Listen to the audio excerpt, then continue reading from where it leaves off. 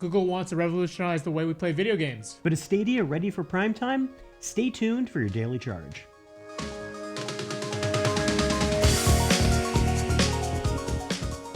Welcome to the Daily Charge. It's Wednesday, November 20th. I'm Roger Chang. And I'm Scott Stein. Let's get to today's story.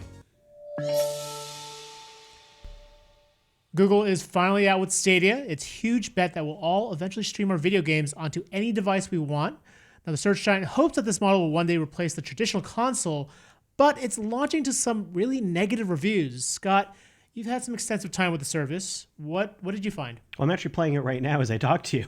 And it's that running is on serious multitasking. Yeah, it's running on a MacBook Air. And I find that it works in the sense that it's streaming games. But what does that mean in terms of working? Because we've seen streaming games for the past decade on live.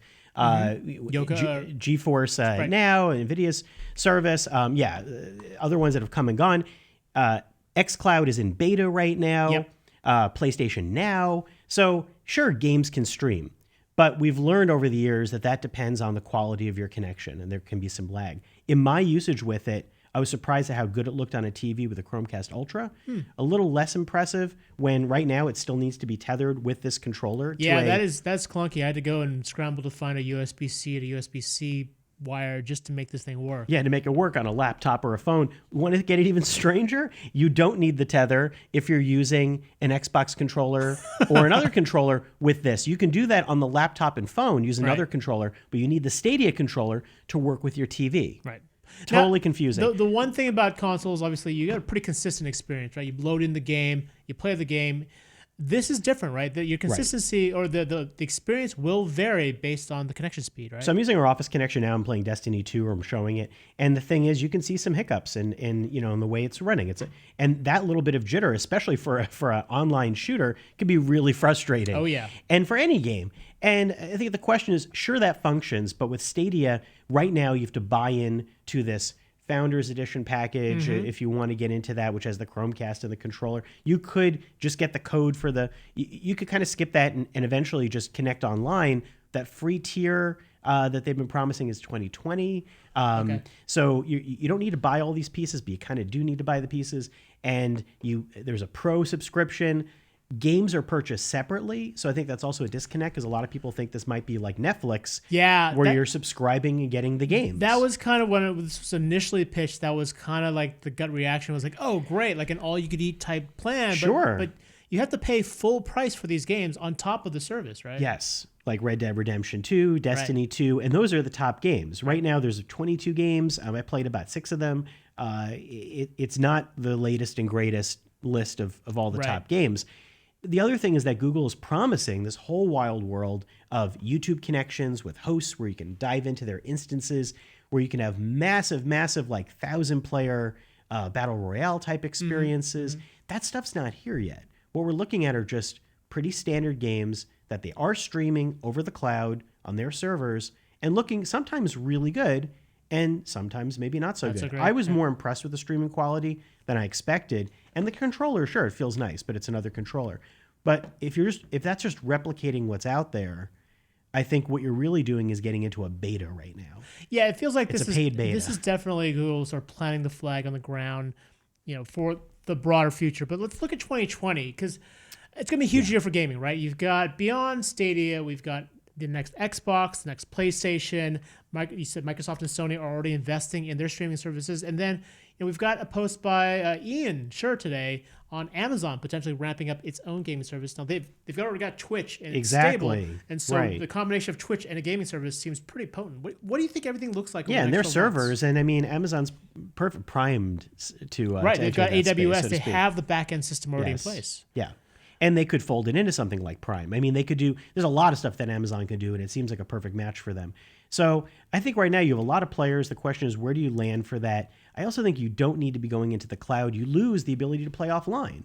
And so while it's cool, you can kind of play anywhere, you do have to carry the controller and find a place with a good internet connection. Hey, we're just discussing the promise of being able to play this on your smartphone is fantastic, but like I play my games on the train ride in. The connection is terrible. That's why I actually prefer playing on a Switch. It's offline. I'm just playing like a dedicated gaming system.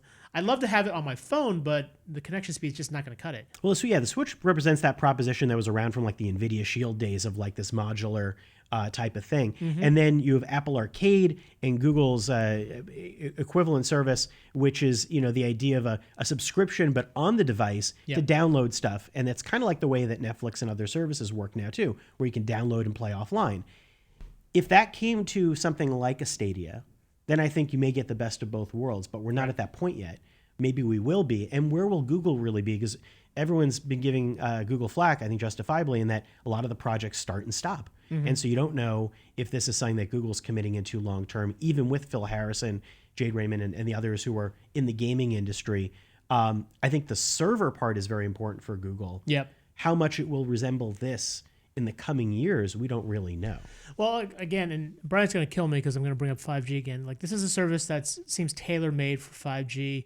The service, that's the other 5G thing. networks are kind of out right now, but not really. Like, we're not going to get to a point where it's going to be mainstream for another 2 or 3 years. But I think that's right on the time frame where I see Stadia actually kind of fulfilling some of its true promise, that 2 or 3 year time frame. If you look at like the decade of the next 10 years, but things move at that speed. The idea of streaming high speed stuff like this and have it work is really exciting. And that could apply even beyond games. But I think we are looking at like the very beginnings of that once again. And so I like what Google's exploring with Stadia, but that's like if you're not buying into it. Right. If you're looking to buy something, this does not seem like anything other than what someone who's a tech geek and wants to play around with this idea would get out of it. You can get these games on other platforms, and game consoles go on sale over the holidays. So like the price differential is not that great if you get a $150 console. So that's my thought. All right, so we've said our piece. Now it's your turn. Sound off in the comments or add us on Twitter about your thoughts and feelings on Stadia. Will the cloud kill the console? Have you had firsthand experience? Sound off now. BG will filter out the best questions that we've got for us. Brian, what's up? I'm actually kind of surprised at how broad the review scope has been so far. I wasn't expecting so much negative already. But I guess, Scott, you've got great points about application and maybe misleading marketing, perhaps. I don't know if you could really call it that devious, but I was under the same impression that you guys brought up, that it was like a subscription service with a plethora of cloud games available to you. And at I think a there will recurring be price. some free games, right? Isn't that? There are. So you get Destiny 2 with the Pro package, right, and another one, Samurai. I forget the name. So because I didn't care about that game, but Destiny 2. But yeah, they have some discounts on some of the other games. You're still looking at like $30 to $60 for these games that you not only don't you have a physical copy, but you don't have a downloaded copy. Right. So now it's just like if the service goes away, like your games are gone. If their servers are down, forget it. If your internet is down, forget it. So that makes me feel uncomfortable. I think in the gaming community, that does not surprise me. I'm not going to speak on behalf of the gaming community, no way. But I am going to. I'm not going to go there. But I would say that sure, there's a lot of dedicated gamers, dedicated gaming services. Google's a newcomer relatively, and the big claim at GDC was we're going to replace your console. So that's big talk. Right. And I think everybody is kind of getting rightfully pissed off also on there's a lot of things that Stadia was supposed to have back in March. Now, they didn't say that was coming by the end of the year necessarily, maybe, but I have to go up and check. But they're certainly not here now. What were some of the promises they made? Well, not just stuff like the YouTube is the big part, they're going to work with supposedly a collection of trusted YouTube hosts that you can go into their instances and they could lead versions of the games. Those tools aren't there yet. The game specifically made for Stadia, which right now there's an exclusive Guilt, which is a cool game. It's an art game about bullying. It's interesting, but it's not that much different than what you'd find on an Apple Arcade. It's not like a game that you would play and go, oh, wow, I understand why this is on a server. Right. So it's a little bit of a strange match there. The assistant button does not work yet. That's coming soon. So it's like just working now at launch for a couple of key features. When I was early testing it, I could do capture, but I couldn't share the captures. This tether thing is not supposed to be happening. That they said it's going to be eventually wireless for all platforms, but that's, again, when we see that running, there's a lot of stuff like that. And there's stuff where you're kind of like, oh, these things are not fully ironed out at launch. Sure, in a future update, but why couldn't it have come out? I think you made a great point. This is ultimately a beta, and anyone who's jumping on now is testing this product for the future. And it only works on Pixel phones for the phone side of things for now. But again, it's like, so there's a lot of up in the air pieces with this, and I love big visions of the future. I did not compare it to Magic Leap in my article because I feel like that opens a whole can of worms. But I had a feeling in a similar way, like when I visited Magic Leap last year. That was last year, right? Magic Leap worked. The headset worked, Right. but the promises were so great that people were like, "Is this full of crap? Is this like I don't even know what I can say on this thing? Is this full of is this ridiculous or is this real?" It's real, but it's not everything that we hoped it would be. Right, right. Similarly, but differently, I think Stadia really works for a few things, but it's not the wild future vision that was originally painted in that GDC event, which looked like totally wild and different. All right. Whether that gets here, we'll see. All right, Brian, what other questions do we have?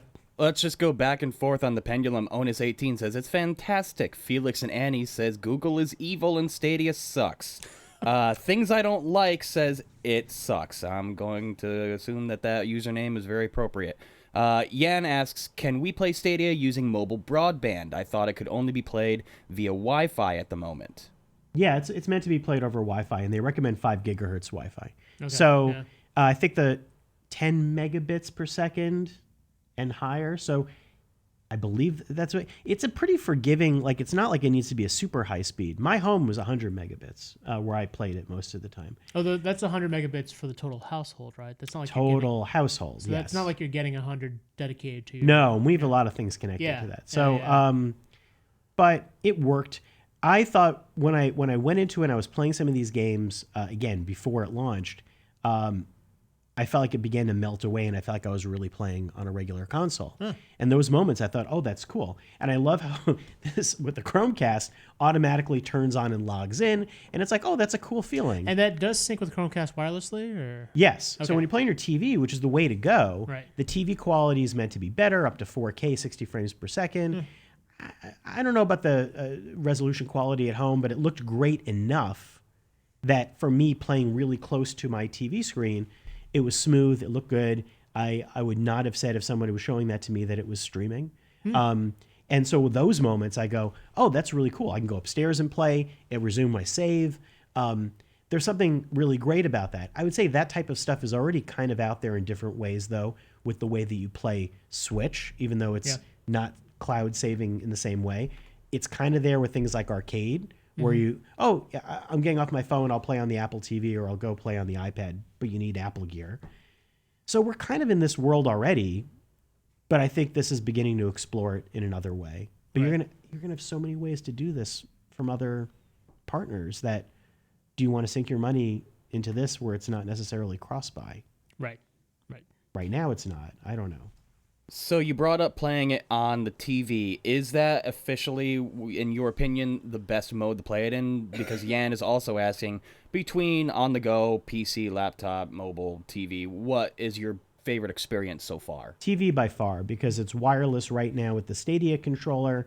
I just think it's more comfortable. I could see the appeal, though, in a laptop. It totally worked. The phone I did not like because you got to, there's a plastic clip I didn't bring over here, but to kind of have the phone To mount your phone on top of it. hover above it, and the plastic clip covers up the power button on the Pixel 3a and the 4, so it kind of turns off the phone, which is ridiculous. You have to move it off to the side, so it's like an off. I don't know. It's ugly. It is, and then you've got to tether it.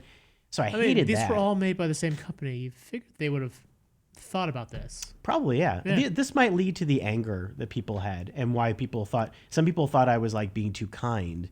In that I should have hated more. I think on a day 1, day 2 thing where I see that it is working and not broken for me, I can't hate it more. But I can certainly say I don't recommend that people buy into it. So it's that weird middle ground. I'd say TV though is the way to go. I like that experience, but again, PC gamers might hate that experience, right? Because they're like, wait, what? I'm not going to sit down in front of a TV on my sofa with a controller. So that's another part of it. Eric makes a really good point in stating that without the right library, this is a wasted effort. Now, we launched with 22 titles yesterday, right? Yes. Yep. Do we know what else is coming down the docket, and do we have any gleaming examples that's not just kind of a repackaged old game? Do we know if there's any progressive development specifically for Stadia? There's supposed to be. I mean, that was the whole like, and I think there are games in development. That was bringing in Jade Raymond from Ubisoft and like Phil Harrison, certainly their studio, and so they want to develop games, and that's pretty serious. And I have no doubt they're working on some pretty serious games, but they're not here yet. And Grid has a 40-player mode, which they were saying is only possible on Stadia, which doesn't seem. I don't understand that personally, because I'm kind of like, that doesn't sound like a wild number. I'm like, okay, like that's cool. I think people might have been expecting, like I was expecting more of the 1,000-player. And again, I think when we approach things like esports, will we get into competitive gaming with YouTube as kind of a hub for that? Yeah. With Stadia, we don't see anything like that now. So no, I mean it's not an impressive lineup to get into. Red Dead Redemption 2 is the biggest game. Doom got pushed back further out, which was meant to be one of their big ones. But I feel like, again, these are probably not going to be exciting grabs for people. I mean, chances are, if you're a hardcore gamer and invested in this, you probably have played the games that are on this list. Yes. Or owned them. Frankly. Right. Red Dead's already come out. Yeah. And so I don't know. I kind of get less excited by that lineup too.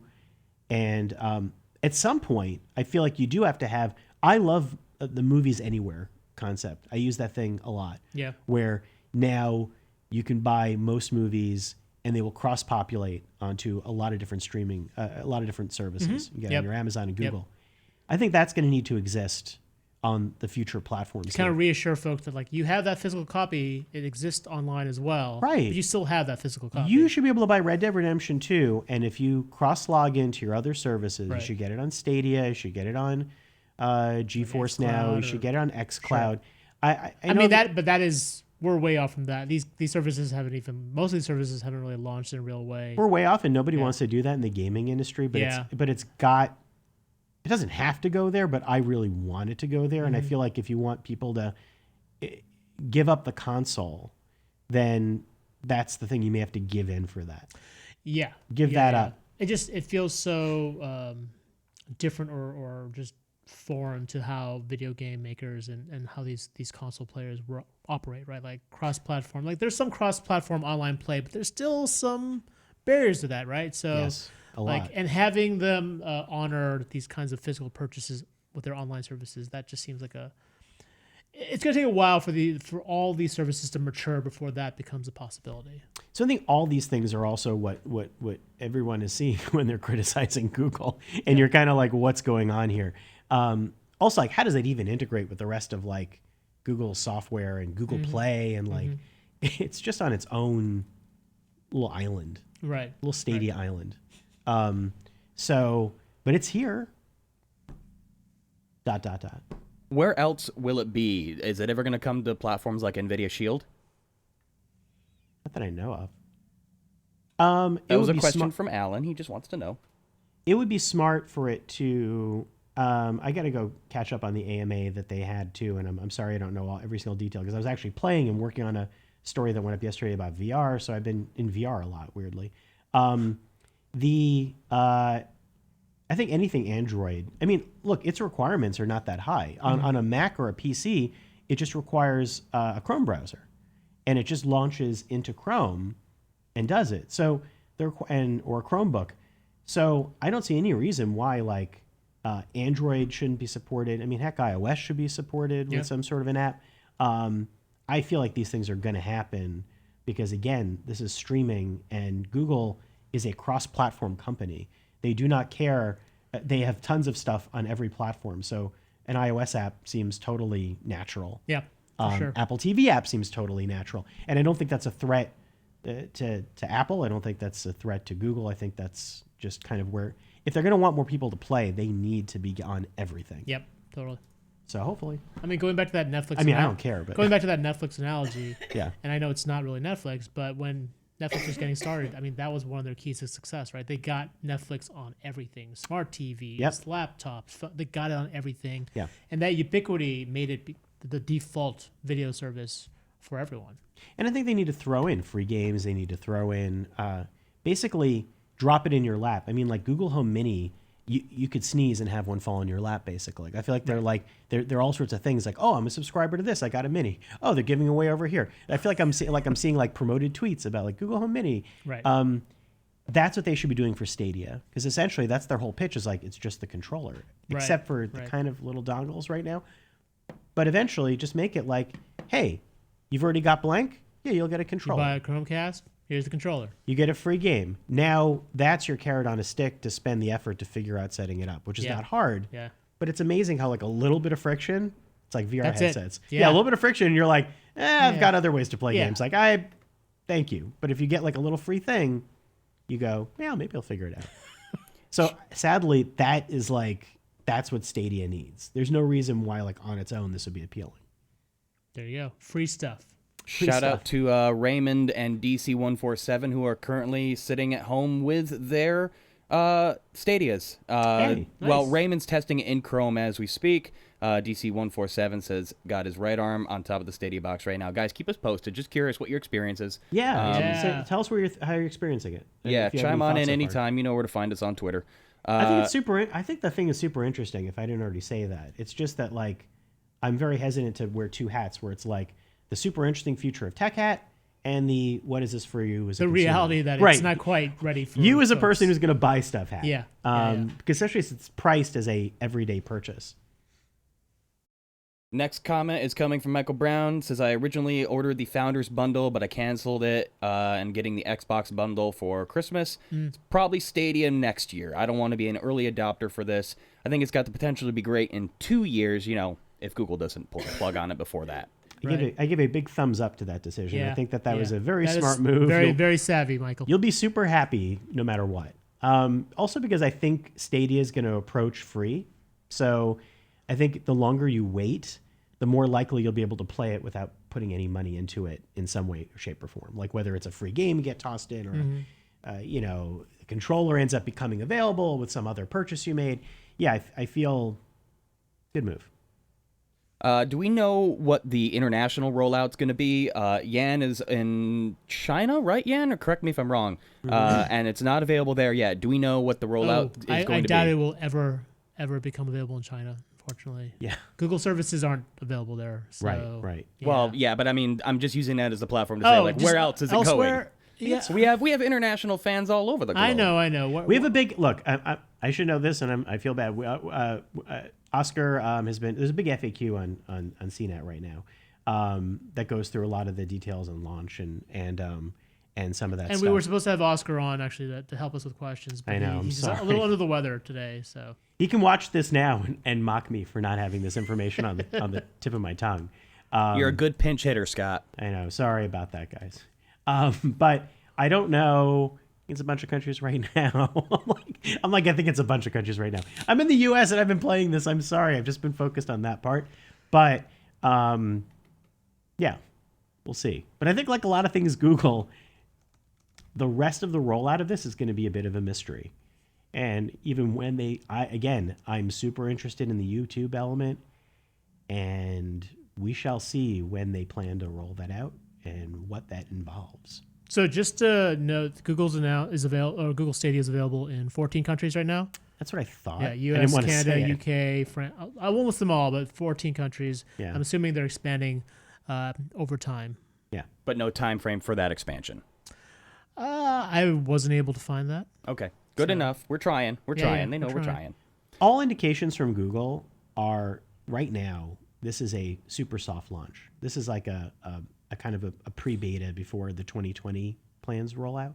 So everything right now is like your early adopter version of this. You're getting the chance to test it out, have fun with it, and heck, it's not a crazy high price. So if you want to play around with stuff and you're into Google stuff, it's not a crazy onboard price for this, and you'll have a toy to play with, and it does play games, but your mileage may vary. So it's like, just know that it's not a console replacement at this point. No, definitely not. You'll never guess who just showed up in the chat room.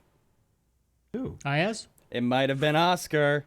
Oh, nice. Hey. He says, I will mock you, Scott. Mock, mock. That's perfect. I hope you're feeling better, Oscar. And props to Ayaz for slipping another Letterkenny 10-ply launch joke in there for me. I appreciate that. I needed that today. Okay, Wow, we've Ayaz got and Oscar. we got a couple got minutes everyone. left, actually. And while we're at it, Ayaz points out that there is a website that has been made. Hang on a second, I got to get his quote from him. He says, someone created a website counting down the days before Stadia is shut down based on the average lifespan of any Google service and product. We are just over 1,400 days away from Stadia's inevitable doom. How long do you think Stadia That many? will survive?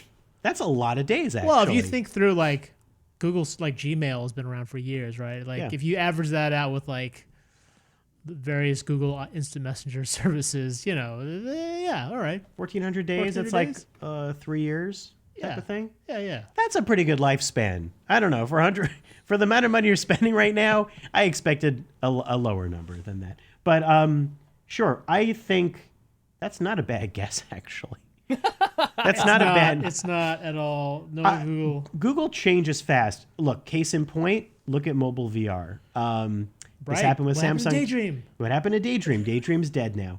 And sorry. So that's it's the sorry not sorry of Google's plans changing with things.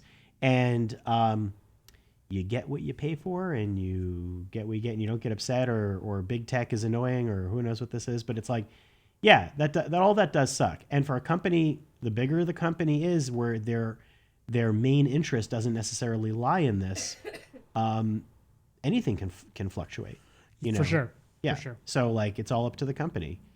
Sorry, that sounds so wishy-washy, but With the number of games you tried so far, Scott, which one do you feel has had some of the best performance? Take aside the overarching any stutters or lag that you've experienced. What game has really kind of put ahead of the pack, would you say? I was kind of impressed with Destiny 2 for the bit that I played it, because I felt that a shooter, you're really going to see. Yeah. But I wasn't need that real-time responsiveness. But I wasn't playing in big online worlds because we were pre-launch. So this is single player I'm talking about. But I'm just curious, from game to game, like, is the experience going to be different, or is it really just based on the connection speed? Because ultimately, it's all running off the same kind of back-end system, right? that's the thing. It should all be the same connection speed. Yeah. Tomb Raider looked fine. Red Dead Redemption 2. Hard to tell. I got that really late, right before the review. So, And I was talking to Oscar about that. He said had some hiccups, that particular experience. that one had some hiccups, and But also it could have been tied to the fact that the PC game version of it is not optimal either. I think there were moments playing Red Dead in the beginning that I was like, and look, I did not play. This is crazy, but I did not play Red Dead last year. More than like Even I played a it. few minutes. I know. Granted, because I played 5 hours and I stopped because it was kids. it's like the book I wanted to read has never got to, because I was Right. working on. I'm doing the VR, the mobile. I'm doing like other Switch stuff. But I felt like when I played it, I was like, is it supposed to look better than this? Is what I thought one or two moments, which is not the feeling you probably should have Right. playing Red Dead Redemption 2 on Stadia's service, which should probably make it look better. So I couldn't tell if that was compressing in some way. Yeah, I mean, so that's not ideal, but it was perfectly playable. I don't know. Kind of think it's like the early days of streaming video, where you watch a movie streaming right. and you're like, The buffering. yeah, and you're Yeah, like, yeah, is this yeah. looking as great as the Blu-ray, or is like the other versions I could be watching, or is it like, it's watchable, it's fine. A buff of like the best graphics would maybe go, no, thank you. All right, so we've got a bunch of questions. Brian's going to fire a couple of them rapid fire. Scott, give us some quick answers. Sure. Brian, what do you got? Okay, so would you say that the free option is the better option for consumer rather than the pro right now? I think so. Great. Not having it, I can't say that absolutely, but I think so. I've seen the Stadia controller being used on the Chromecast Ultra. Is Couch Coop about the same when wirelessly played in the Chromecast Ultra? Sorry, it needs the Chromecast Ultra to play Got it. on a TV. Yes. Do you think Stadia has a large role to play in the future of VR gaming, whereas technology improves file sizes and they'll become exponentially larger as they get bigger and better games, or do you think they will never really go near VR? This is a question I asked to Phil Harrison. We didn't have it in the final story from GDC, but I sensed a smirk from him. I think that this is a very interesting question. As they go to claims of 8K compatibility, and we think about 5G, I think cloud streaming for VR is super interesting. I don't think we're there yet, but my mind is going there. And to close out, let's get some final thoughts here. Is there anything that could potentially set Stadia, aside from the crowd, edge out other cloud experiences?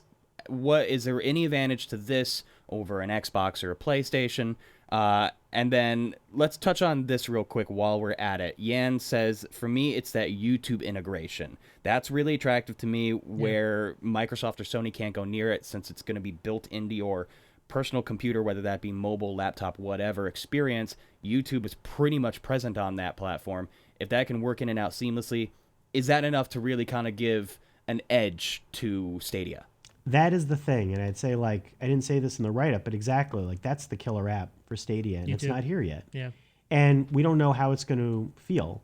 But yeah, I agree. I think that's the killer part of it. By the time that arrives, maybe this hypothetical Amazon thing could be using Twitch in a similar way. Mm-hmm. So then they might be losing their one unique card and have something similar from a competitor. But I think that that's exactly it. It's lacking that feel of a place to go. Plus, it could be a game launcher. It sounds like you could be like finding someone playing Destiny 2, and then you join that game from YouTube, and that's totally crazy. So, but that's not here yet. I really want to check it out when it's here.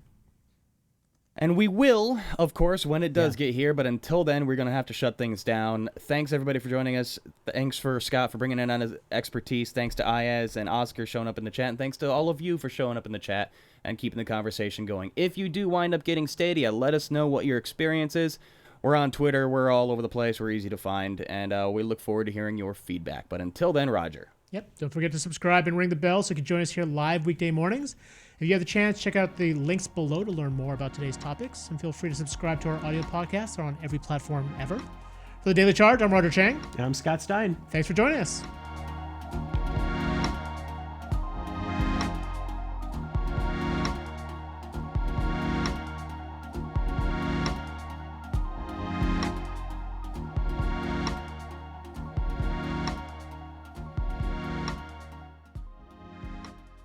Can't get enough? Check out the Daily Supercharge, our extended post show with special features, audience Q&A, and in-depth reviews. Available now wherever you get your podcasts.